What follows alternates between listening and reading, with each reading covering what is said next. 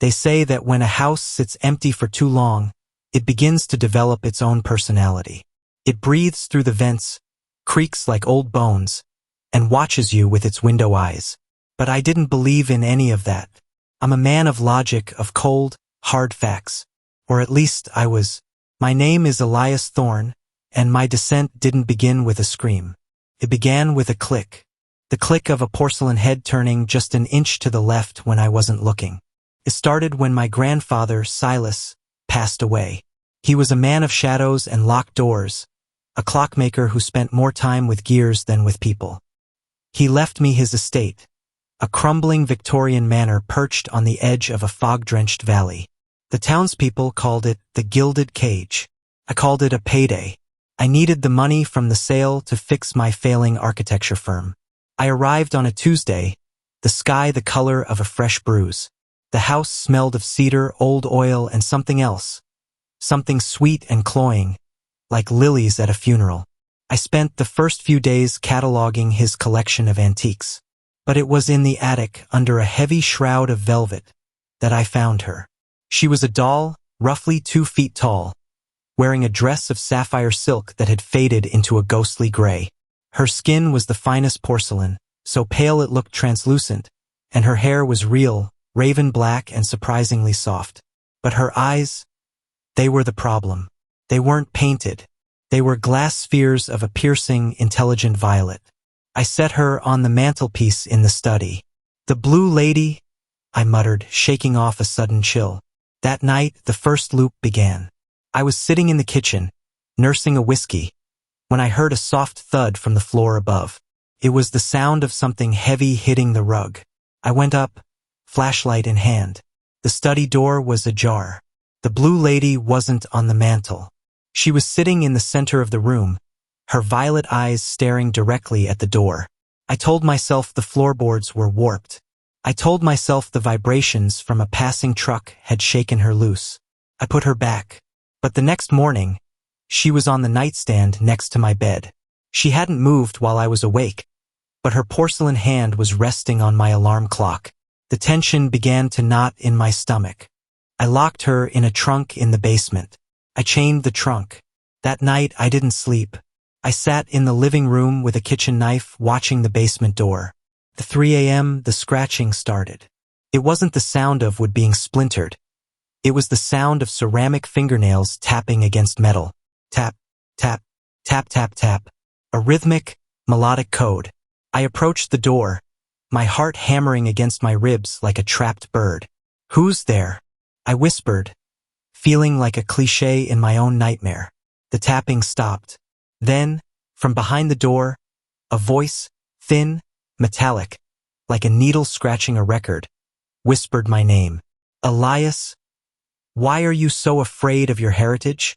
I bolted the door and retreated to my room, but the retention loop of fear was already tightening. Every shadow looked like a small, seated figure. Every creak was a footstep. I realized then that the doll wasn't just an object. She was a vessel. My grandfather hadn't been a clockmaker. He had been a warden, and I had just let the prisoner out of her cell. By the end of the first week, I stopped trying to hide her. I would find her in the bathtub, her silk dress soaked in cold water. I would find her at the dining table, a single silver spoon placed in front of her. She was reclaiming the house, room by room, and I was becoming a guest in my own home. I tried to leave, but my car wouldn't start. The tires were shredded, not by glass or nails, but by small, jagged bite marks. I looked at the Blue Lady sitting on the dashboard, her violet eyes reflecting the gray sky. She wasn't moving. She never moved when I looked. But her smile, I could swear it was wider than it had been when I found her. "Where do we go next, Elias?" she seemed to ask, and I realized, with a sickening jolt of horror, that the house wasn't the cage. The second week was when the psychological wall began to crumble. Sleep deprivation is a powerful hallucinogen, but what I saw was too consistent to be a trick of the mind. I began to find journals hidden behind the wallpaper. My grandfather's handwriting was frantic, sprawling across the pages like dying spiders. "She requires the warmth," one entry read. "Porcelain is cold." It hates the cold. She wants the marrow. She wants the pulse. I was standing in the library when I read that. I felt a sudden, sharp sting on my ankle. I looked down. The blue lady was leaning against my leg. She wasn't moving, but a thin trail of blood was blooming through my sock. A small, ceramic splinter was embedded in my skin. I pulled it out, and the pain was disproportionate. A searing, white-hot agony that made my vision swim. I began to see her in the periphery of my vision constantly. A flash of blue silk behind a curtain. The reflection of violet eyes in a darkened television screen. I tried to burn her. I built a bonfire in the backyard, the flames licking at the night sky. I threw her in. I watched the silk blacken and curl. I watched the porcelain glow red. I stayed there until the embers were gray ash. I went back inside, feeling a hollow sense of victory. I climbed into bed and closed my eyes for the first time in 48 hours. But when I rolled over, I felt something cold, something smooth, something hard. I snapped on the light. The blue lady was lying under the covers next to me. She wasn't burnt. She wasn't even soot-stained. But she was different. Her skin was no longer translucent white. It was tinged with a faint, fleshy pink. And when I touched her arm, it wasn't cold. It was 86 degrees. She was warming up. "What are you?" I screamed at the empty room. The doll's jaw clicked open. It wasn't a natural movement. It was the mechanical grind of gears. "I am the memory of what you forgot," she chirped. The voice was higher now, more feminine, sounding hauntingly like my mother, who had disappeared when I was a child. The retention loop of the second act was the blurring of my own identity. I started finding my own clothes draped over the doll. I found my childhood photos with my face cut out and hers pasted over them. I began to lose hours of time. I would wake up in the attic with a needle and thread in my hand, repairing her sapphire dress, my fingers bleeding from a dozen pinpricks. I realized she wasn't just moving on her own. She was moving me. She was a parasite of the will. I tried to call for help, but the phone lines were dead, and when I looked in the mirror, my own eyes were starting to look glassy. My skin felt tight, like it was hardening into a shell. I found a hidden room in the basement, behind a false wall of clocks. Inside were dozens of dolls. Some were broken, their porcelain limbs scattered like driftwood. But they all had one thing in common. They all looked like people from the town who had gone missing over the last 50 years. And in the center of the room was a workbench with an empty mold, a mold for a man of my exact height and build. The horror wasn't that the doll was alive. The horror was that she was a blueprint. My grandfather hadn't been protecting the world from her. He had been perfecting the process. He had been trying to turn the ephemeral human life into something permanent. Something that wouldn't rot. Something that wouldn't leave him. "Elias," the doll whispered from the doorway. I didn't turn around. I didn't need to.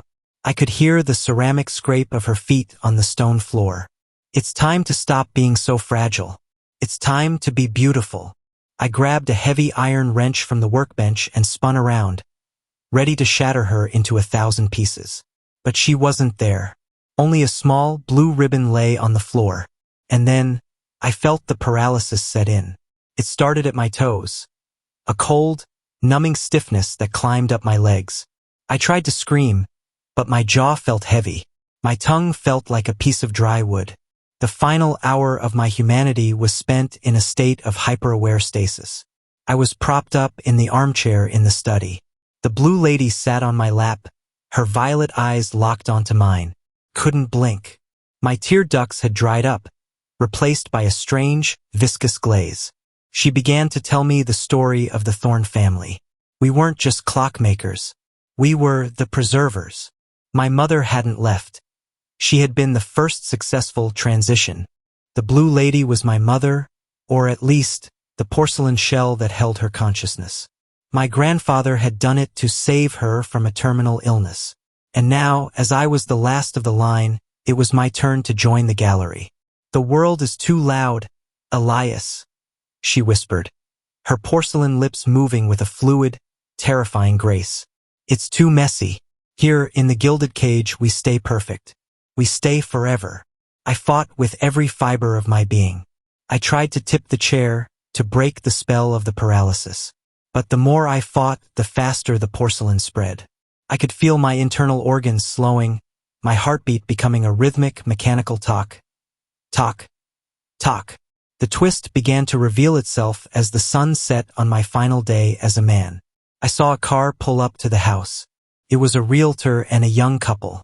They were coming to see the estate. I tried to shout, to warn them to run, but all that came out was a faint, metallic hum. They entered the study. "Oh, look at this!" the woman exclaimed, pointing at me. "The craftsmanship is incredible. It looks so real." "It's an heirloom," the blue lady said, but she didn't say it aloud. She said it into my mind. The realtor frowned. "I didn't see this listed in the inventory." A life-sized Victorian gentleman doll. And look at the detail in the eyes. They almost look like they're pleading. The couple laughed. They touched my hand. It was cold. It was hard. I was a masterpiece of psychological horror. A living soul trapped in a museum-grade effigy. But here is the final twist. The one that even the blue lady didn't see coming. As the couple moved to leave, the man tripped. He fell against the mantelpiece, knocking a small, dusty clock to the floor. The clock shattered, and from its gears, a small golden key rolled out. The blue lady froze. For the first time, I saw fear in those violet eyes. That key wasn't to a door. It was the winding key for the master. Deep beneath the house, in a sub-basement even my grandfather had forgotten, something much larger than a doll began to stir. The house itself began to shift. The walls didn't just creak. They groaned in a voice that was ancient and hungry. My grandfather hadn't been the warden. The blue lady wasn't the prisoner. The house was the entity. It used the dolls as lures. It used the Thorn family as its hands. And now that the line was ending, the house was hungry for more than just a soul. It was hungry for the world outside. As the couple walked out the front door, they didn't notice the house stretching. They didn't notice the windows turning into lidless eyes. But I did, because as my vision finally turned into the fixed, static gaze of a doll, I saw the truth. I wasn't being turned into a doll to be preserved. I was being turned into a doll to be fed. The blue lady leaned in close, her face inches from mine. "Don't worry, Elias," she whispered, her voice cracking like breaking glass. "The first 100 years are the hardest. After that, you stop missing the air." The couple drove away, and the silence reclaimed the gilded cage. On the mantelpiece, 2 dolls now sat. One in a blue silk dress and one in a tweed suit. If you look closely at the one in the suit, you might see a single porcelain tear frozen on its cheek. But you won't have long to look, because the front door just locked itself. And the blue lady is starting to move again.